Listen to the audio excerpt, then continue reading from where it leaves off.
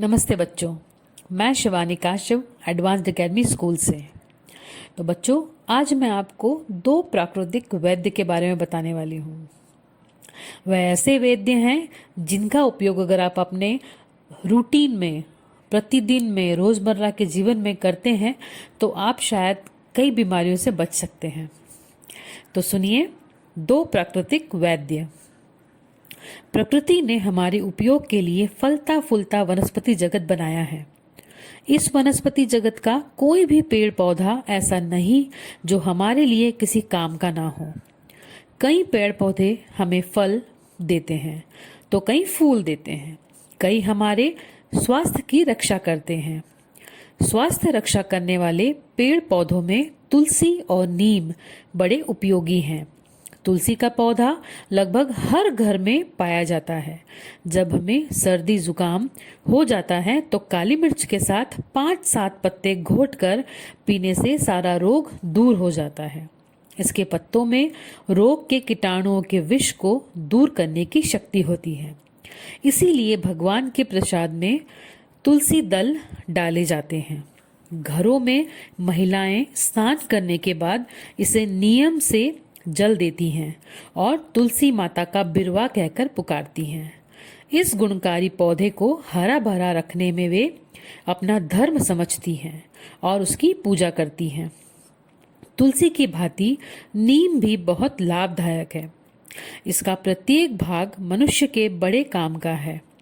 नीम की पत्तियों पर जब सूर्य की किरणें पड़ती हैं तो आसपास की वायु शुद्ध हो जाती है। इसकी नवीन कोपलें चबाने या घोट कर पीने से खून साफ हो जाता है। पत्तियों को पानी के साथ उबालकर उस पानी से स्नान करने से चर्म रोग नष्ट हो जाते हैं।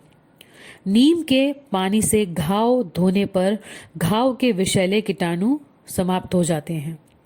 पत्तियों को उबालने आदि की परेशानी को कम करने के लिए नीम का साबुन भी बनाया जाने लगा है। कभी कभी इसकी पत्तियों को जलाकर विषैले कीटाणुओं और मच्छरों को दूर भगाया जाता है। इसकी पत्तियों को कपड़ों तथा अनाज के साथ रखने से उनमें कीड़े नहीं लगते हैं। नीम की पतली पतली टहनियाँ दातून करने के काम आती हैं। टहनी का कड़वापन मसूरों के पीप को कम करता है और कीटाणुओं को नष्ट करता है। नीम की छाल को घिसकर फोड़े फुंसियों पर लगाने से वे ठीक हो जाती हैं। नीम के फल को निबोरी कहते हैं। कच्ची निबोरी में दूध होता है, यह कड़वी होती है, किंतु पकने पर इसका गुदा मीठा होता है। नीम की गुठली बड़े काम की चीज है। इस गुठली से तेल निकाला जाता है।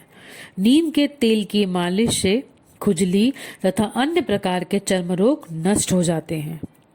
नीम की लकड़ी शीशम, चीड़, देवदार और साल की तरह उतनी अधिक उपयोगी तो नहीं होती, लेकिन इस लकड़ी में घुन नहीं लगता।